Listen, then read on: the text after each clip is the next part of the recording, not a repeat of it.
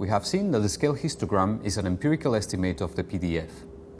Similarly, the CDF at a given value can be approximated by the fraction of samples below that value.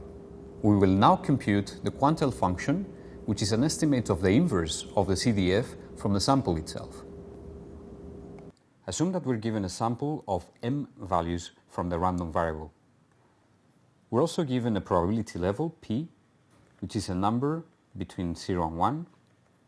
Our goal is to construct an empirical estimate of the inverse of the CDF at this value of p. If p is one of these numbers,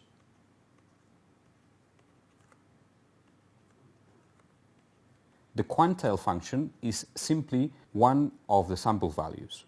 For instance, for 1 over 2m, we would output the minimum.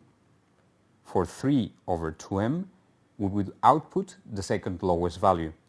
For 5 over 2m, we would output the third lowest value, and so on.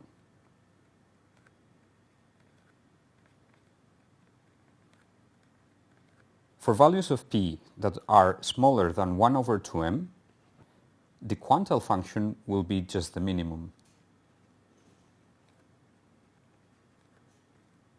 For values of p that are larger than 2m minus 1 over 2m, the Quantile function will be simply the maximum. For other values of p, say that p is between two of these values,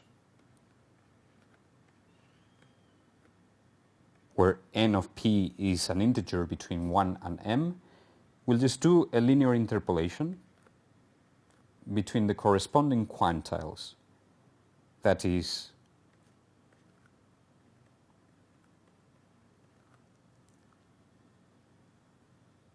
we will now check the validity of the Black-Scholes model and assess the quality of a normal fit to the daily logged returns for Google from July 2007 until June 2013.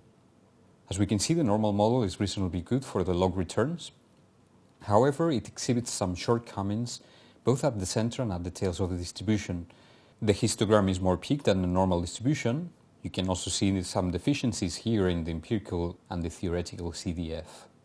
But most clearly, the differences appear in the Quantile plot. Here we're plotting the empirical quantiles versus the quantiles of our normal 0-1 distribution. What we can see is that the quantiles that the normal predicts are much smaller than the actual quantiles observed in the data. This means that the data are heavier tailed than what the normal model predicts. They're leptokurtic. In order to make a better model, we're going to assume that these returns follow a student's t-distribution with around 3 degrees of freedom. The profile of the model PDF follows very well the profile of the histogram. The same can be said in the comparison between the empirical and the theoretical CDF. And finally, this is the Quantile plot. There are some deviations at the tail. This is reasonable because the tail is not heavily populated, therefore there are very large sample fluctuations. However, I would say, by looking at this fit, that while the right tail is modeled very well, the model for the left tail is not very accurate.